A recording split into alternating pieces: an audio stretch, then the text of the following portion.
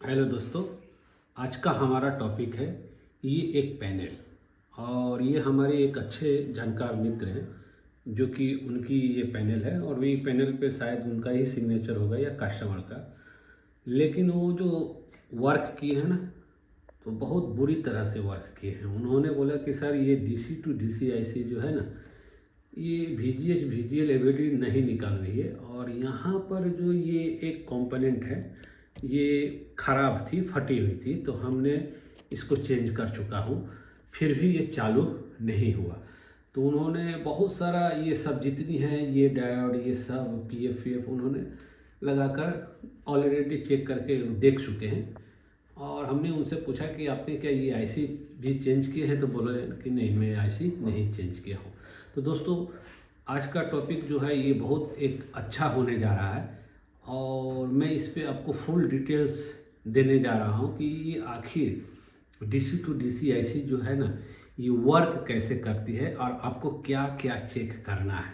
बहुत लोग DC to DC को क्या करते हैं, या तो चेंज कर देते हैं, नहीं हुआ तो PF लगा कर, नहीं हुआ तो आप अलग से बोर्ड लगाते हैं, अलग से टिकोन कटा हुआ बोर्ड भी लगा कर रेडी कर देते हैं। लेकिन कुछ कुछ में ये काम नहीं करता है। अगर आप ओरिजिनल इसको ठीक करना चाहते हैं तो आज का ये हमारा वीडियो आप लंबी यानी अंत तक वॉच करें। मैं आपसे ये भी बता दूं कि हमारा जो ट्रेनिंग है वो LED LCD की पैनल सॉफ्टवेयर की एस एम के साथ ही EV की चार्जर, उसके साथ ही सोलर इन्वर्टर, हाइब्रिड इन्वर्टर और प्लस आपकी लिथियम बैटरी की BMS, इसकी ट्रेनिंग होती है। पर्सनल होती है, कोई यूट्यूब पे अनाउंस नहीं होता है कि डेट कब का है। ये जब हमारा फुलफिल हो जाता है तो हम ये कोलकाता, मुंबई और पटना में इसको स्टार्ट करते हैं। अगर जिन लोगों को ट्रेनिंग अगर लेना है, या हो सकता है कि उनको अपनी हाइब्रिड इन्वर्टर या सोलर इन्वर्टर जो है वो बनाना है, रिपेयरिंग करवाना है, वो भी ट्रांसफार्मर लेस, ठीक ना, जिसकी कीमत ज़्यादा होती है, तो आप हमसे संपर्क कर सकते हैं। या कुछ खरीदना है मटेरियल, उसके लिए भी आप हमसे संपर्क कर सकते हैं स्क्रीन पे दिए हुए नंबर पर। तो हम पहले जान लेंगे कि ये जो डीसी टू डीसी आईसी है ये वर्क कैसे करती है, इसका प्रिंसिपल क्या है। अगर आप हम समझ लेते हैं तो आप इसको अच्छी तरह से पहले बना पाएंगे। तो यहाँ पर हम पहले जूम कर लें। ये हमारा एक अधिकतम जूम है और ये जूम में ही मैं आपको दिखाने के लिए कोशिश कर रहा हूँ।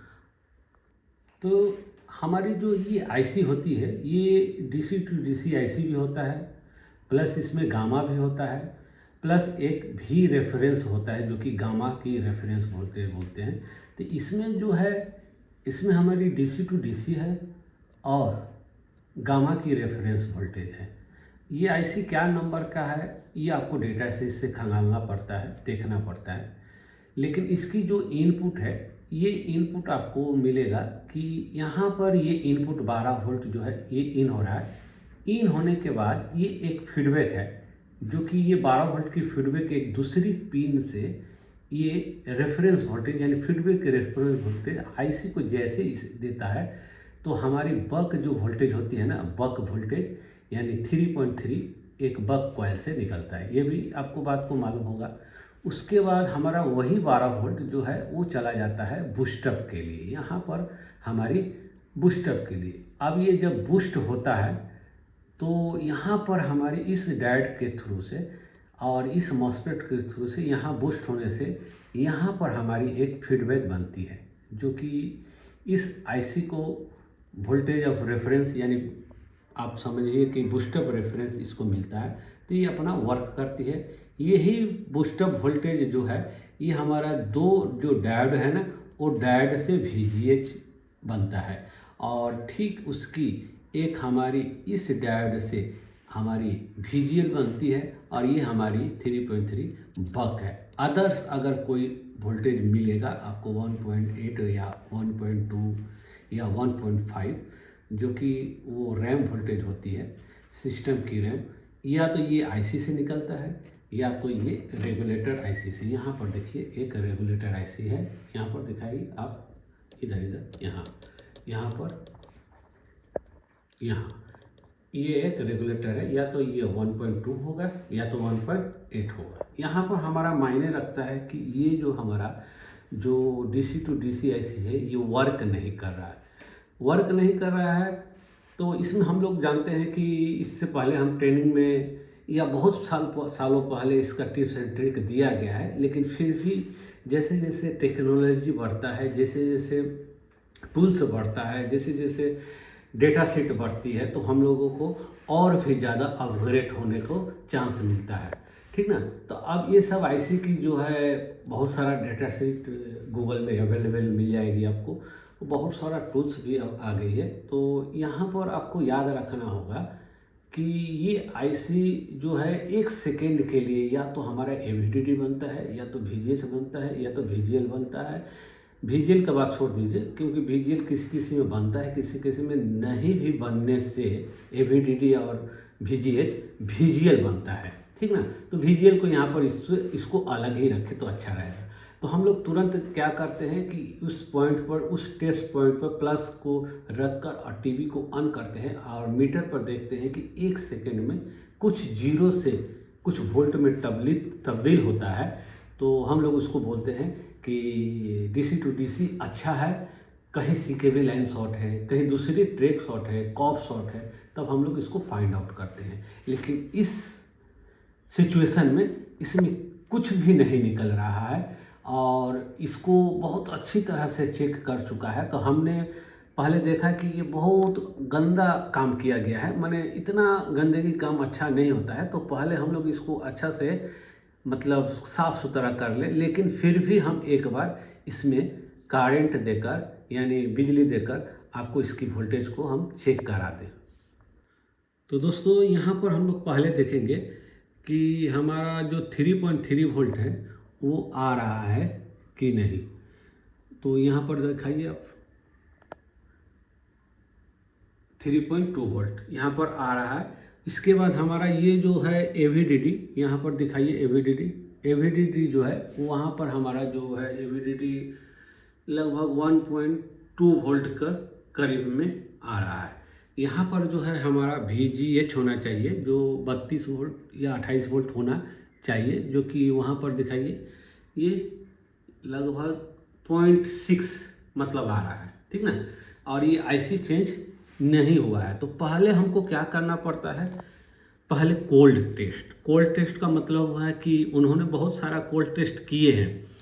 उन्होंने इस PF को, ये हर डायोड को निकाल के उन्होंने शायद मापा है, चेक भी किया है, ठीक ना।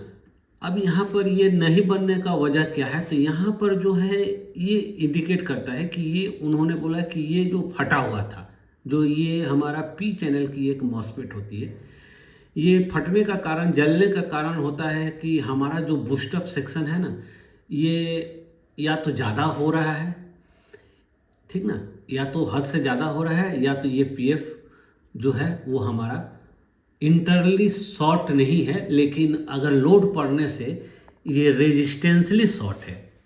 एक होता है डायरेक्ट शॉर्ट और एक होता है कि लोड पड़ने से एक इंटरनली शॉर्ट मिलता है अंदर ही अंदर रेजिस्टेंस के थ्रू, यानी एक के वैल्यू हो जाने की वजह से या ओम्स वैल्यू हो जाने की वजह से, तो ये भी हो सकता है।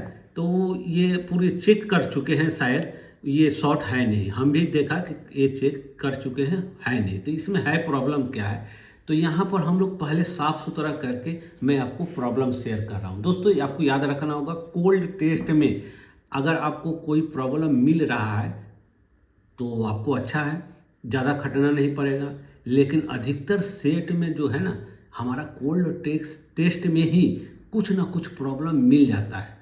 इस तरह से आप पहले कोशिश करें कि कहाँ पर गलत लगा है, कहाँ पर सही लगा है, उसके बाद ही आप DC to DC IC को रिमूव करें या चेंज करें। क्योंकि ये अगर आप एक बार निकाल देंगे तो आप कंफ्यूज में रहेंगे कि हमारा DC to DC IC सही है या हम गलत लगाए हैं, या पिन सही से कांटेक्ट नहीं हो रहा है, या अंदर कहीं प्रिंट शॉर्ट है। आप ये दो चीज़ में कंफ्यूज होते रहिएगा। जैसे आम मिस्त्री, आम इंजीनियरिंग लोग ऐसे ही डाउट में रहते हैं कि हाँ लग रहा है कि ऐसी खराब है, या लग रहा है कि ये सही है लेकिन अंदर अंदर पिन कहीं शॉर्ट है। तो इसलिए आप अगर कॉन्फिडेंस नहीं है तो ये ऐसी को आप अंत में खोलिए, यानी जल्दी ही जल्दी खोलकर या चेंज करके या लगाने के लिए कोशिश ना करें। पहले आप कोल्ड टेस्ट करें। तो हम लोग थोड़ा सा कोल्ड टेस्ट करते हैं। तो दोस्तों यहाँ पर पहले हम लोगों को ये बूस्टअप कॉइल है उसको चेक करना पड़ता है। ये बूस्टअप कॉइल अधिकतर जो है ये ख़राब होती है, लेकिन हम लोग नज़र नहीं करते हैं, इसलिए ये आईसी जो है ये डीसी टू डीसी आईसी जल जाती है, और ये जो है हमारा ये मॉस्फेट है वो जल जाता है।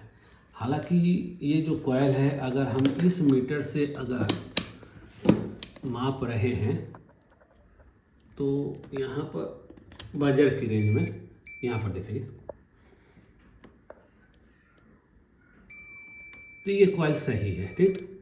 और यहाँ पर अगर ये माप रहे हैं तो ये हमारा कॉइल सही है, लेकिन इसकी मिली हैरी, जो मिली हैरी होता है एमएच जो बोलते हैं, इसकी अब इस मीटर से हम लोग मापते हैं, ठीक ना। एल मतलब इंडक्टर, और ये कॉइल के लिए है। तो इसकी कॉइल हमारे पास यहाँ पर आ रहा है, देख सकते हैं कि 16, ठीक ना, 15 आ रहा है, यानी 0.014, जबकि यहाँ पर हमारे पास आना चाहिए इसकी 20। अगर ये लगा हुआ है तो इसमें भी कम से कम सही से आना चाहिए, लेकिन अगर नहीं लगा हुआ है तो ये सही से हमारी 20 आनी चाहिए, जबकि इसकी जो है हमारी आ रही है यहाँ पर 60 माने 16, यानी इस कॉइल से भी ये कॉइल हमारी रेंज जो है ये कम दिखाई दे रही है। तो इसको हम लोग क्या करेंगे, ओपन करेंगे, ठीक है। ओपन करके हम लोग एक दूसरी कॉइल को डालेंगे, यानी ये बूस्टअप कॉइल, ठीक ना। दोस्तों इसको कॉइल को निकालने के बाद ये हमारा दिखाई दे रहा है, बोर्ड में लगा हुआ तो हमको शायद 13 या 14 दिखाई दे रहा था, ये अभी 9 या 10 दिखाई दे रहा है, यानी 0.010। यहाँ पर हमारी जो ये है बूस्टअप कॉइल, ये इंटरनली ये शॉर्ट है, ठीक ना। अगर हम इसको चेंज करते हैं तो हो सकता है कि हमारा सेट जो है वो रेडी हो जाए। यहाँ पर दिखाइए ये कॉइल को, और यहाँ पर देखें ये पहले हमने कॉइल को निकाल चुके हैं, क्योंकि ये कंटिन्यूटी मतलब नॉर्मल मीटर से ये बजट दिखाई देगा, ठीक ना।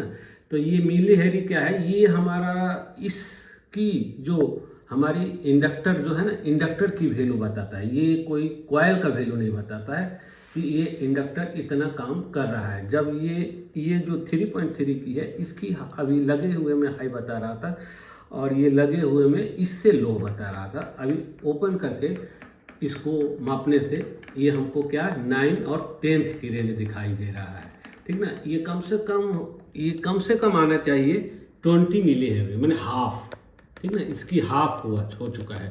अब चलिए हम लोग दूसरी एक कॉइल को ले लेते हैं सेम वैल्यू की।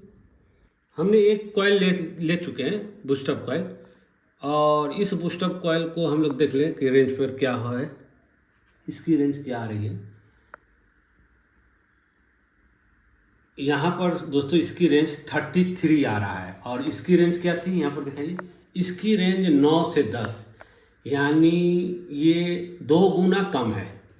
यानी ये वैल्यू क्या है, इसकी वैल्यू क्या है दिखाइए, इसकी वैल्यू है आपको दिख रहा होगा 100, क्या है 100, और इसकी वैल्यू क्या है, ये यहाँ पर खोल के हम रखे हुए हैं, यहाँ पर दिखाइए यहाँ पर, तो ये भी हमारा क्या है 100 है, ठीक ना। ये भी हमारा 100 है, ये जो हमारा 9 से 10th दिखा रहा है, और ये भी हमारा 100 है, जो कि हमारा 0.0033 मिली हैरी, ठीक है। ये मिली हैरी में ही आता है, और ये हमारा दिखाई दे रहा है। इसका मतलब हमारा ये जो बूस्टअप कॉइल है ये इंटरनली हमारा शॉर्ट है, जो कि हमारा यहाँ पर अगर हम वजन मीटर से मापेंगे तो ये सेम टू सेम दिखाई देगा, ठीक ना, ये सेम टू सेम दिखाई देगा। अब हम लोग इसको यहाँ पर लगाएं और थोड़ी सी इसको हम लोग साफ़ सुथरा कर ले। दोस्तों आपको याद रखना होगा कि अगर आपको डिटेल्स लेना है, ये 10-15 मिनट का वीडियो एक इंडिकेट करता है कि आप इस तरह से चेक कर सकते हैं। अधिकतर जो फेल होते हैं कुछ इसी तरह से होते हैं, ठीक ना, तो आपको चेक करना है। तो हमने ये इंडक्टर कॉइल लगा चुके हैं और जिसकी वैल्यू आपको 100 दिखाई दे रहा होगा। तो यहाँ पर अब हम लोग वोल्टेज को मापेंगे। तो यहाँ पर हमारा AVDD जो है ये 15.6 आ चुकी है, जो कि आप देख सकते हैं कि इसी कंडीशन में है, कोई इसको दूसरी कंडीशन में नहीं की है। अभी भी साफ़ सुथरा हम नहीं किए हैं क्योंकि ये साफ़ सुथरा करने में भी कुछ इधर उधर हो जाता है। पहले हमने चेक कर लिया कि ये हमारा AVDD बना है कि नहीं। अब हमारा AVDD जब बना है तो हमने बोला था कि इस डायोड की यहाँ पर VGH बनेगा। तो यहाँ पर देख ले कि हमारी VGH बन रही है कि नहीं। तो लगभग 35 वोल्ट के यानी 34.3 वोल्ट के करीब में हमारा VGH बना है। अब ये सेट को थोड़ा सा हम लोग उठा कर देखें कि ये पैनल बना है कि नहीं। तो यहाँ पर ये चालू हो चुका है, ठीक ना, एकदम नेट इन क्लीन चालू हो चुका है, जो कि ये इसकी सिर्फ DC टू DC सेक्शन जो है वो सही नहीं थी। तो ओके दोस्तों, अगर आपको पैनल का फुल ट्रेनिंग लेना है, जो A to Z पैनल का अंदर क्या होता है, स्ट्रक्चर क्या होता है, पैनल वर्क कैसे करता है, पैनल को हम DC टू DC, इसमें बहुत सारी है जो कि मैं आपकी वीडियो में बहुत सारा हमको स्किप करना पड़ा, क्योंकि अगर मैं डिटेल्स देते जाऊं कि हर रेजिस्टेंस की, तो आपकी ये वीडियो 2 से 3 घंटे की होगी और ये YouTube पर देना पॉसिबल नहीं है कि लेंथी वीडियो हो जाता है, आप लोग भी वॉच नहीं करते हैं, ठीक ना, छोड़ देते हैं, अच्छा नहीं लगता है, या आगे बढ़कर फॉरवर्डिंग करके आप देखते हैं तो उससे कुछ सीखा नहीं जाता है। ओके दोस्तों, धन्यवाद।